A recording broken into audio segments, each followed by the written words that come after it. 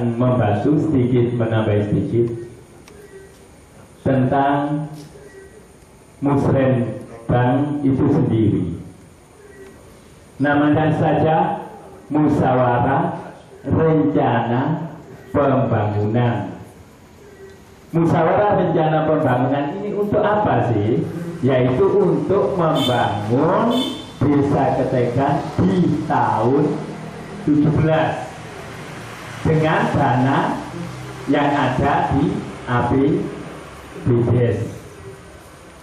Sedangkan ada tadi dijelaskan tentang kewenangannya, yang bukan kewenangannya diusulkan melalui musrenbang kecamatan.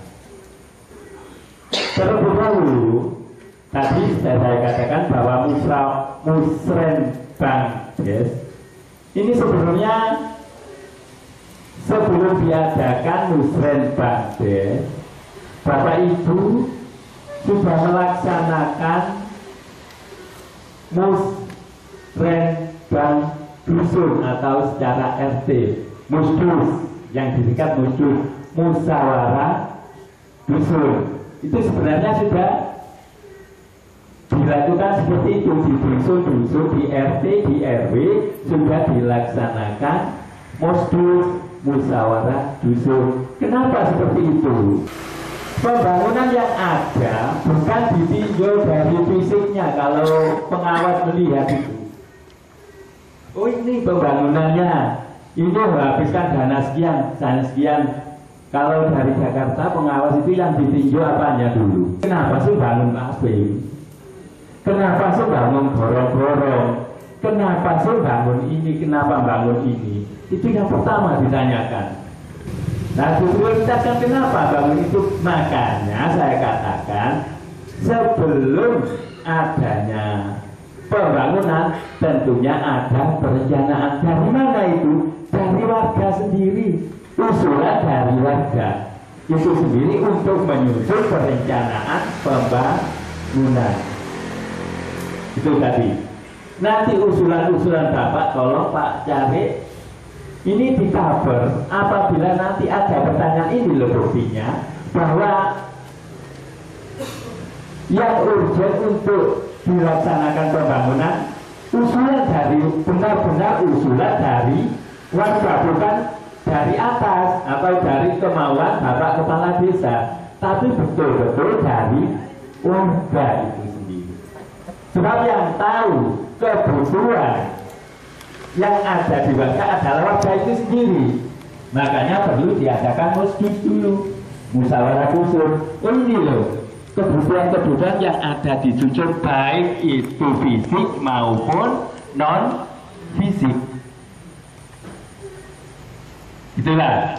Jadi saya kupas sedikit tentang musyawarah Bank Desa, musrenbang desa. Itu ada dasar hukum, dan dasar hukumnya adalah Undang-Undang Nomor 6 Tahun 74 bahwa pembangunan yang ada perencanaan pembangunan, pemerintah desa harus menyusun perencanaan pembangunan.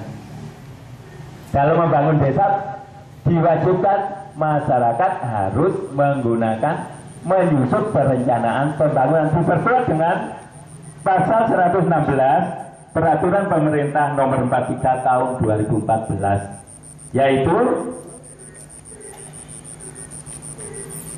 dalam menyusun RPJM atau Rencana Pembangunan Jangka Menengah, menyusun RKP Rencana Kegiatan Pembangunan, dan menyusun APBD, desa wajib merupakan kewajiban melaksanakan musrenbang des atau mengadakan rembuk desa. Itu hukumnya wajib. Sebenarnya untuk menyusun RPJM Bapak Kepala Desa yang baru ini, itu kan dalam tadi sudah dijelaskan dalam kampanye untuk menjadi kepala desa. Oh, saya jadi kepala desa akan begini. Itu nanti dituangkan di situ. dalam masa 3 bulan sebenarnya RPJM ini sudah tersusun. Dari mana tersusun? Dari usulan jenengan sedaya. Setelah tersusun RPJM, rencana pembangunan jangka menengah, tahun pertama ini, tahun kedua ini, karena masa jabatan Bapak Kepala Desa 6 tahun, menyusun RPJM 6 tahun. Itu tadi, jadi dipilah-pilah, oh ini yang urgent, diletakkan dalam tahap pertama, tahun kedua, sampai tahun ke-6. Baru dituangkan dalam RKP, rencana kegiatan pembangunan di tahun. Kalau sekarang menyusun, setelah dari usulan itu tadi, menyusun rencana kegiatan pembangunan. Setelah tahu ini yang dibangun, baru menyusun RAPBDes. Dari anggaran yang sudah dijelaskan oleh Pak Sek tadi, bahwa sumber anggaran yang ada di desa itu bermacam-macam.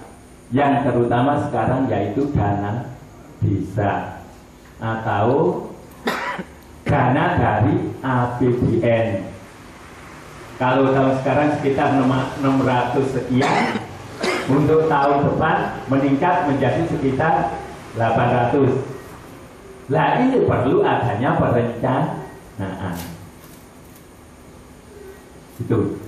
Apa saja sekarang yang direncanakan itu ada rambu-rambunya, makanya pemerintah memberi gelontorkan uang sebanyak itu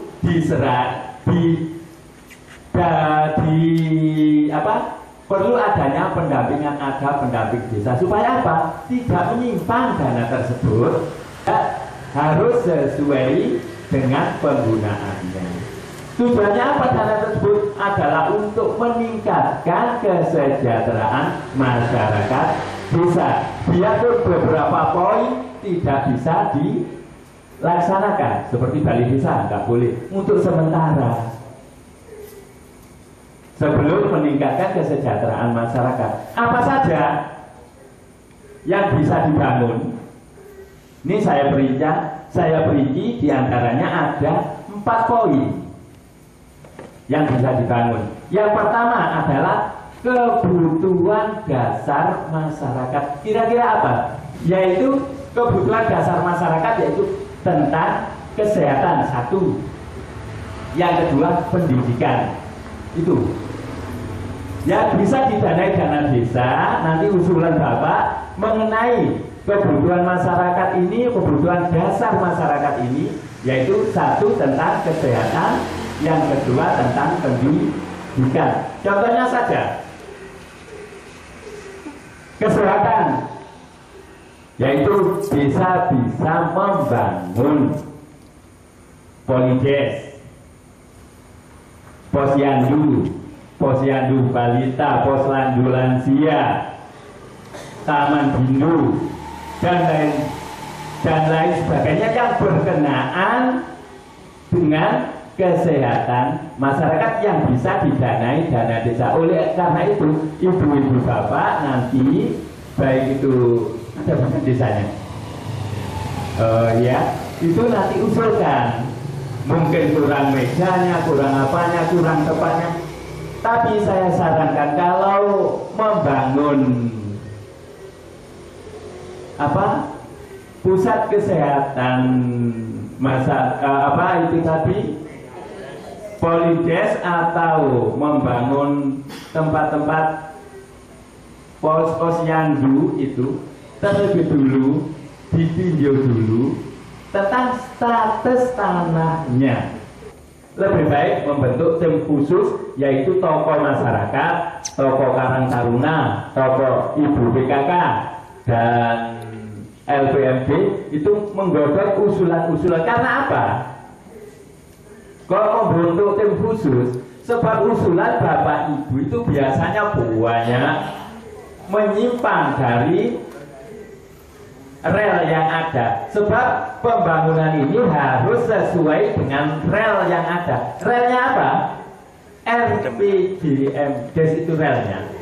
Kalau membangun tidak sesuai dengan RPJM, dianggap pembangunan yang awu-awu.